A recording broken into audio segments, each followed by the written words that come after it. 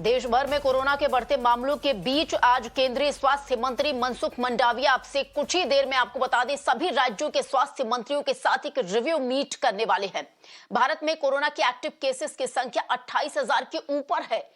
Daily positivity rate की अगर मैं आपको बात बताऊं तो 3.39% है। पिछले 24 घंटे में देश भर में कोरोना के 6,000 मामले सामने आए। दिल्ली, मुंबई, केरल, गुजरात चिंता का विषय लगातार बने हुए हैं। केरल की दशा सबसे ज्यादा खराब है। और सीधे रुक कर लेते हमारी सहयोगी भावना का, जो इस वक्त हमारे साथ दिल्ली से जुड़ रही हैं। और आपको बता दें हमारी सहयोगी श्वेता वर्मा हमारे साथ मुंबई से जुड़ रही हैं। सबसे पहले भावना आपसे जानना चाहेंगी कि सबसे दयनीय दशा केरल की है, लेकिन राजधानी दिल्ली भी पीछे नहीं है। लगातार कोविड के जो मामले हैं भावना, धीरे धीरे उसमें उछाल देखा जा रहा है। राज्य सरकार की तरफ से किस तरीके की व्यवस्था की जा रही है ताकि जो भूतकाल में हुआ एक बार फिर से उसे दोहराया न जा सके?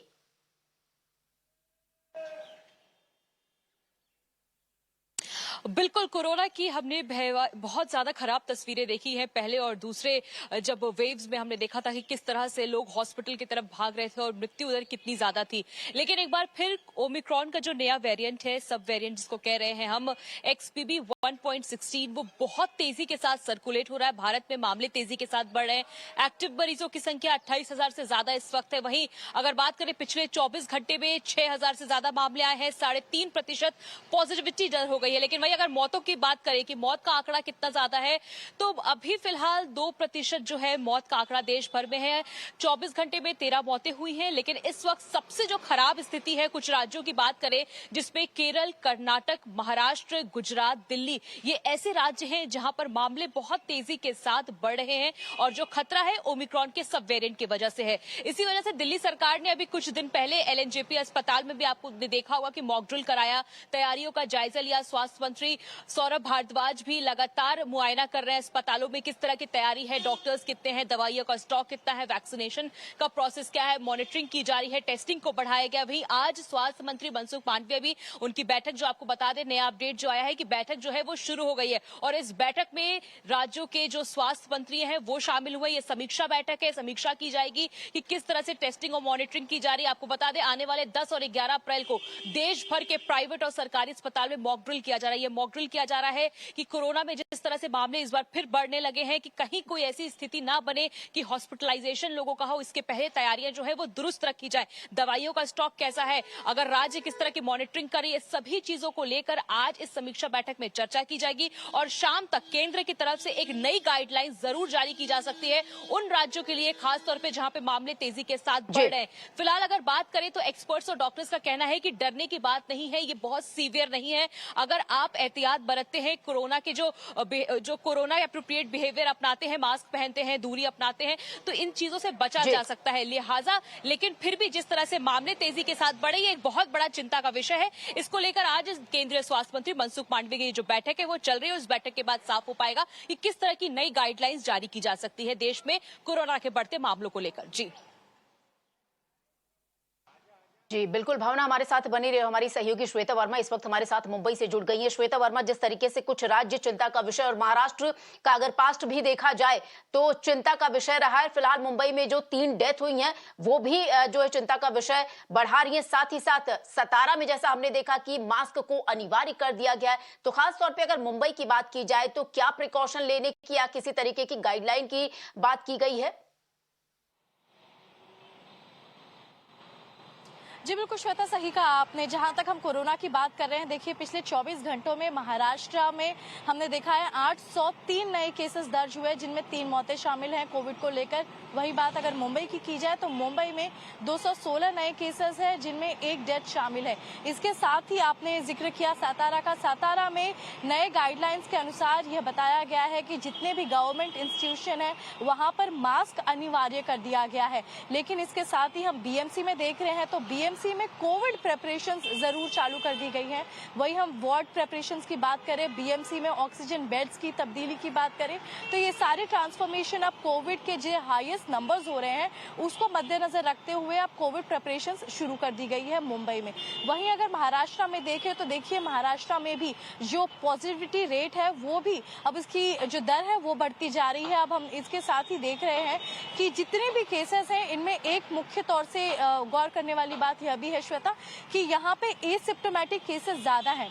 जब हम बात करते हैं सब वेरिएंट ऑफ ओमिक्रॉन, जो ये नया सब वेरिएंट हम देख रहे हैं, ये हाई इन ट्रांसमिसिबिलिटी है जो बहुत तेजी से फैल रहा है, लेकिन इसके जो सीवियर इफेक्ट्स हैं वो अभी तक हेल्थ एक्सपर्ट्स नहीं बता पाए हैं, लेकिन ये काफी तेजी से मैन टू मैन ही काफी तेजी से फैल रहा है।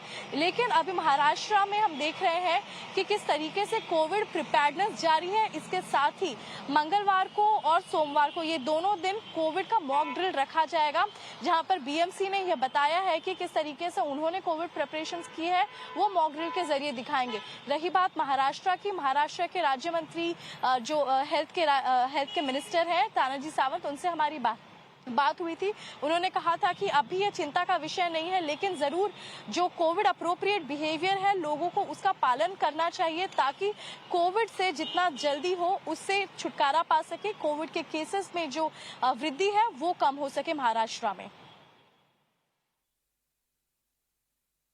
जी बिल्कुल श्वेता और भावना, आप दोनों का बहुत बहुत शुक्रिया इन तमाम जानकारी के लिए। तो तमाम राज्य जो है वो कोविड को लेकर आपको बता दें चिंता का विषय फिलहाल बना हुआ है। और इसी पर चर्चा के लिए आपको बता दें हमारे साथ जुड़ रहे डॉक्टर राजीव जयदेवन है, नेशनल आईएमए के को चेयरमैन है और कोविड टास्क फोर्स से जुड़े हुए हैं। साथ ही साथ आपको बता दें डॉक्टर सम्राट डीशा कंसल्टेंट है, इंटर्निस्ट मुंबई, और साथ ही महाराष्ट्र सरकार में पैनल कंसल्टेंट भी हैं। आप दोनों का सबसे पहले बहुत बहुत स्वागत है मेरा नाउ से जुड़ने के लिए, बातचीत करने के लिए। डॉक्टर राजीव जयदेवन, आपसे जानना चाहूंगी कि समूचे अगर भारत की बात की जाए तो एक दो नहीं बल्कि कई ऐसे राज्य हैं जो एक बार फिर से कोरोना को लेकर एक तरीके से चिंता बन गई है। 13% का जंप देखा गया है। नेशनल आंकड़ों की मैं बात कर रही हूं, 6000 से ज्यादा मामले सामने आए सिर्फ पिछले 24 घंटे की बात है ये। दिल्ली में भी लगातार बढ़ोतरी हो रही है, केरल में भी बढ़ोतरी हो रही है। तो आपसे जानना चाहेंगे क्या डरने की जरूरत है या फिर लोगों को सतर्क रहने की जरूरत है? यहाँ डरने की कोई जरूरत नहीं है कि जैसे आपने कहा पूरे देश में मामले बढ़ रहे हैं और केरल में भी केस बढ़ रहे हैं, लेकिन ज्यादातर केस तो एसिम्प्टोमेटिक होते हैं जिन्हें सिम्टम नहीं है या माइल्ड सिम्टम हो।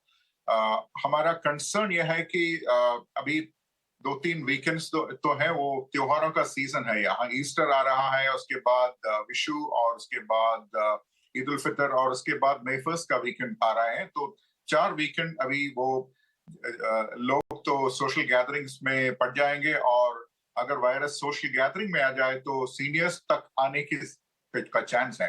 अभी तक गंभीर बीमारी बहुत कम है, और गंभीर बीमारी जिन्हें होता है वो सिर्फ कोमॉर्बिडिटी, जिन्हें ऑलरेडी जो क्रॉनिक डिजीज है उनमें ये बीमारी गंभीर हो सकता है, और डेथ रेट बहुत कम है अभी। कोविड की तरह से डेथ रेट बहुत कम है, लेकिन जैसे भावना ने कहा बहुत तेजी से ये फैल रहा है, और हमारे टेस्ट पॉजिटिविटी कुछ अस्पतालों से ये पता चल गया है कि ये अगर 2 हफ्ते के पहले सिर्फ 100 टेस्ट में सिर्फ 1 पॉजिटिव मिला, तो अभी 100 टेस्ट में 35 पॉजिटिव मिल रहा है। इसका मतलब है ये बहुत तेजी से फैल रहा है, लेकिन जैसे आपने कहा हॉस्पिटलाइजेशन का रेट तो कम है। जी, रेट कम है और जिन्हें एक से ज्यादा बीमारियां हैं उन्हें थोड़ा सचेत रहने की जरूरत है। और डॉक्टर सम्राट दिशा, आपसे भी जानना चाहूंगी, महाराष्ट्र में भी कोरोना के मामले देखिए, अगर केरल के बाद महाराष्ट्र की बात करें तो चिंता का विषय, और अगर पहले की बात देखा जाए जब कोरोना के 2-3 लहर हमने फेस किए हैं उसमें महाराष्ट्र 1 नंबर पर रहा है हमेशा से। और अभी फिलहाल अगर देखें तो मुंबई में 3 डेथ हुई है। क्या लग रहा है, क्या महाराष्ट्र शासन को, प्रशासन को और वहां की जनता को अब थोड़ा सचेत रहने की जरूरत है? क्योंकि सतारा में भी, जैसा मैं आपको बता दूं कि वहां पर मास्क मैंडेटरी कर दिया गया है। भीड़ भाड़ वाली जगहों पर अगर आप जाते हैं तो अपनी सुरक्षा के लिहाज से मास्क पहनकर जाइए। तो क्या मुंबई के लोगों को या समूचे महाराष्ट्र के लोगों को अब सतर्क, अलर्ट रहने की जरूरत है? By and large, not only Maharashtra, for that matter, every state where this Omicron subvariant which we are seeing has a very high transmissible rate. So, ये easily communicable disease है.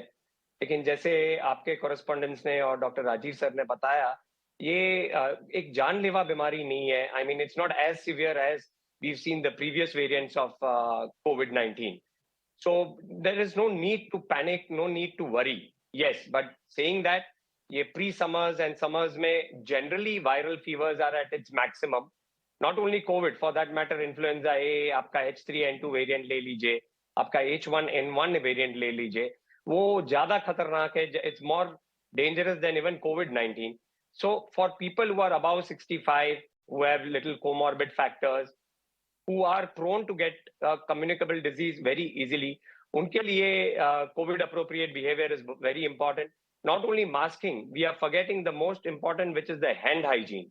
ज्यादा करके जो हाथ साफ सफाई रखने की जो तरीके रहते हैं, people will forget that, and that's the highest source where you can get a easily transmissible respiratory illness. So on that grounds, I mean, you have a COVID appropriate behavior, mask yourself properly, wash your hands regularly, maintain that hand hygiene, general health का ध्यान रखना बहुत जरूरी है. Respiratory exercises कीजिए, aerobic exercises कीजिए. I think that is how you'll keep this virus or any virus at the bay.